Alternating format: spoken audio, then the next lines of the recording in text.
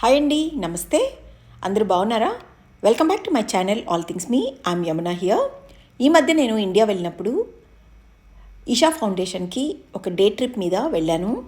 కునూర్లో ఒక ఫ్రెండ్ కలిసి అక్కడి నుంచి కోయంబత్తూర్ వెళ్ళి కోయంబత్తూర్ నుంచి హైదరాబాద్కి రిటర్న్ జర్నీ చేశాను. కోయంబత్తూర్ నుంచి ఈషా యోగా ఆశ్రమం 32 కిలోమీటర్స్ డిస్టెన్స్లో ఉంటుంది. ఇంతకంటే గోల్డెన్ ఛాన్స్ దొరకదని ఈ ట్రిప్ వేస్ట్ చేసుకోకుండా ఈషాకి వెళ్ళి ఈషా కూడా చూసి అక్కడి నుంచి బ్యాక్ వెళ్ళిపోయాను. ఇప్పుడు మనం ఆల్రెడీ ఈషా యోగా సెంటర్లోనే ఉన్నాము. ఇది 150 ఎకరాల లోపల స్ప్రెడ్ అయి ఉంది. సో ఎంత పెద్దదో మీరే ఆలోచించుకోండి. ఈ లోపలికి ఎంటర్ అయ్యాక చాలా ప్లెజెంట్గా, పీస్ఫుల్గా చాలా బాగుంటుంది. అక్కడి నుంచి మేము ప్రైవేట్ వెహికల్ పార్కింగ్కి వెళ్ళడానికి 5 మినిట్స్ పట్టిందో 10 మినిట్స్ పట్టిందో నాకు గుర్తులేదు. నేను డ్రైవర్ని అడగడం కూడా మర్చిపోయాను. సో ఇక్కడి నుంచి మనం ఒక బిట్వీన్ 5 to 10 మినిట్స్ డ్రైవ్ చేశాక ఈ ప్రైవేట్ వెహికల్ పార్కింగ్ వస్తుంది. ఈ పార్కింగ్ లాట్లోకి రాగానే మనకి ఆదియోగి దర్శనం దొరుకుతుంది. సద్గురు డిజైన్ చేసిన ఈ ఆదియోగి విగ్రహం హైటు 112 అడుగులని తెలిసింది. యోగా మనకి ఎంత ఇంపార్టెంట్ అని చెప్పడానికి, మనల్ని ఇన్స్పైర్ చేయడానికే ఈ ఆదియోగి స్టాచ్యూని ఇక్కడ ఉంచారంట. అలాగే ఇవాళ వెదర్ కూడా చాలా బాగుంది, మీరే చూడండి.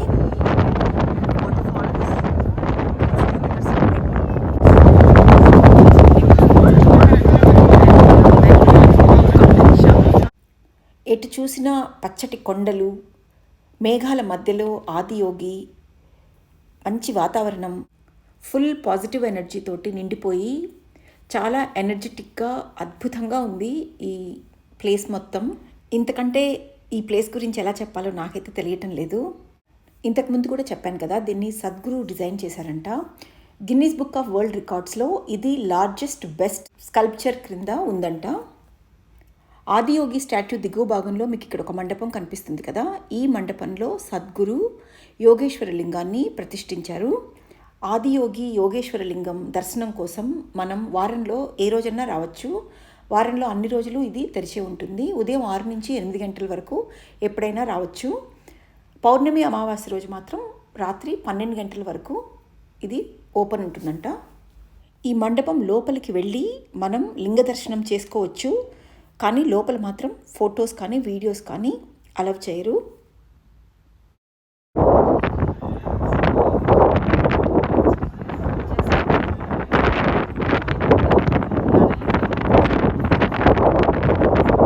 మండపం వెనక భాగంకి వెళ్తే మనకి అక్కడ ఈ ఈషా వాలంటీర్స్ కూర్చొని ఉంటారు.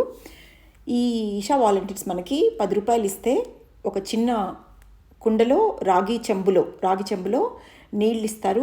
అలాగే కొన్ని వేపాకులు కూడా ఇస్తారు. నేను కూడా వెళ్ళి అక్కడ ఈ రాగి చెంబులో నీళ్ళు తీసుకున్నాను, అలాగే ఈ వేపాకులు కూడా తీసుకున్నాను.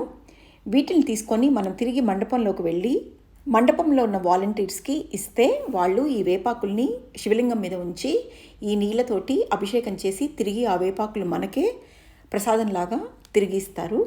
లింగాభిషేకం చేసి వేపాకు ప్రసాదం తీసుకున్న తర్వాత మనం అక్కడ ఎంతసేపు అయినా మండపంలో కూర్చోవచ్చు. కానీ అక్కడ కూర్చున్నంతసేపు చాలా సైలెంట్గా ఉండాలి, మాట్లాడకూడదు. కేవలం సైగల ద్వారానే అక్కడ కమ్యూనికేషన్ జరుగుతుంది. యోగేశ్వర లింగ దర్శనం అయిపోయిన తర్వాత ఆదియోగి ఉన్న మండపం మీదకి వెళ్ళి అక్కడ ఎంతసేపు అయినా టైం స్పెండ్ చేయవచ్చు, ఏమీ రెస్ట్రిక్షన్ లేదు. ఆదియోగి చుట్టూ చాలా పెద్ద మండపం అది, దాని మీద తిరుగుతూ ఆల్మోస్ట్ ఒక 1 అవర్ అయినా టైం స్పెండ్ చేయవచ్చు. నేను ఆ విధంగా ఒక గంట సేపు అక్కడ ఉన్నాను. మధ్యలో వాన పడుతుంది కాబట్టి కొంచెం ఇబ్బంది అయింది. ఆ గాలికి ఆ వానకి గొడుగులు కూడా నిలవడం లేదు. అక్కడ వానకి సరైన షెల్టర్స్ లేవు, కొంచెం బాత్రూమ్స్ కూడా దూరంగా ఉన్నాయి. అదొక్కటే కొంచెం ఇబ్బంది అనిపించింది. అది లేకుండా it is a very very pleasant experience. ఇంకోటి చెప్పడం మర్చిపోయాను, యూనియన్ మినిస్ట్రీ ఆఫ్ టూరిజం ఈ ఆదియోగి స్టాట్యూని ఇన్క్రెడిబుల్ ఇండియా క్యాంపెయిన్లో ఇంక్లూడ్ చేసింది.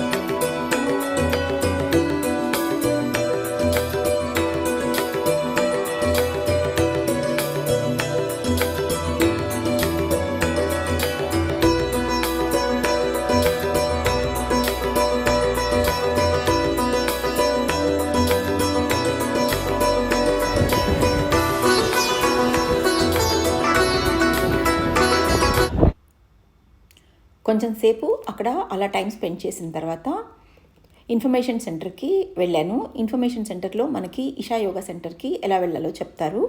యాక్చువల్గా మనం అక్కడి నుంచి నడిచి వెళ్తే 10 నిమిషాల్లో వెళ్ళిపోతాము. లేదంటే ఒక 10 రూపాయలు టికెట్ తీసుకుంటే ఈ విధంగా ఎడ్ల బండిలో కానీ లేదంటే అక్కడ మోటార్ కార్స్ కూడా ఉంటాయి. ఈ మోటార్ కార్లో కూడా వెళ్ళొచ్చు. దేంట్లో వెళ్ళినా టికెట్ మాత్రం 10 రూపాయలే. నార్మల్గా అయితే నేను నడిచే వెళ్ళేదాన్ని. 10 నిమిషాల డిస్టెన్స్ అసలు ఆలోచించే డిస్టెన్స్ కాదు. కాకపోతే వాన పడుతుంది కాబట్టి నేను టికెట్ తీసుకొని మోటార్ కార్లో ఎక్కకుండా ఈ ఎడ్లబండిలో ఎక్కి ఈ ఎక్స్పీరియన్స్ కూడా చూద్దామని దీంట్లోనే వెళ్ళాను. ఇప్పుడున్న సిచ్యువేషన్లో మనకి ఎడ్లబండి ఎక్కే అవకాశం ఎక్కడ దొరుకుతుంది? అందుకే ఈ అవకాశం వదులుకోలేదు.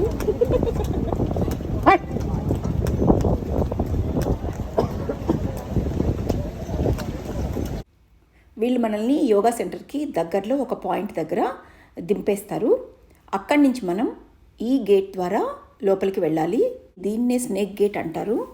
ఈ గేట్ పక్కనే ఒక డిపాజిట్ సెంటర్ కూడా ఉంటుంది. యాక్చువల్గా మనం ఇషా యోగా సెంటర్లోకి వెళ్ళేటప్పుడు మన దగ్గర మొబైల్స్ కానీ ల్యాప్టాప్స్ కానీ కొంచెం పెద్ద హ్యాండ్ బ్యాగ్స్ కానీ ఇలాంటివి ఏమన్నా ఉంటే వాటిని లోపలికి తీసుకెళ్ళడానికి అలౌ చేయరు.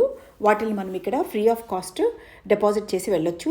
ఈ బయట ఒక బోర్డు మీద మనం ఏ వస్తువులు లోపలికి తీసుకెళ్ళలేమో లిస్ట్ చేసి పెట్టి ఉన్నారు. ఈ డిపాజిట్ సెంటర్ యూస్ చేసుకున్నందుకు ఏమీ ఎక్స్ట్రా ఛార్జెస్ ఉండవు. ఒక టోకెన్ ఇస్తారు, దాన్ని మాత్రం జాగ్రత్తగా ఉంచుకొని యోగా సెంటర్ విజిట్ అయిపోయిన తర్వాత మన వస్తువులు తీసుకొని మనం రిటర్న్ వెళ్ళిపోవచ్చు. మనల్ని లోపల ఎలాగో మొబైల్స్ కెమెరాస్ తీసుకోపోనివ్వరు కాబట్టి లోపల వీడియో తీసే అవకాశం లేదు. సో నేను లోపల ఏమీ వీడియో తీయలేకపోయాను. ఇషా యోగా సెంటర్ లోపల విజిటర్స్కి ఒక క్యాంటీన్ కూడా ఉంటుంది. చాలా రీజనబుల్ ప్రైజెస్తో ఉంటాయి. మనం అక్కడ కొనుక్కొని తినొచ్చు. ఇంతటితో నా ఇషా ట్రిప్ కంప్లీట్ అయింది. ఒక 4 గంటలు చక్కగా ఇక్కడ సమయం సద్వినియోగం చేసుకొని ఇక్కడి నుంచి నేను బ్యాక్ అదే ట్యాక్సీలో కోయంబత్తూరు వెళ్ళిపోయి అక్కడి నుంచి హైదరాబాద్ వచ్చేసాను. నాకెంతో నచ్చిన ఈ Adiyogi Isha yoga centre visit మీతో కూడా షేర్ చేసుకున్నందుకు నాకు చాలా హ్యాపీగా ఉంది. మీకు ఎలా అనిపించిందో కమెంట్ సెక్షన్లో షేర్ చేయండి. ఈ వీడియో మీకు నచ్చుంటే ఒక లైక్ చేసి కొత్తవారైతే సబ్స్క్రైబ్ చేయండి. Thank you so much.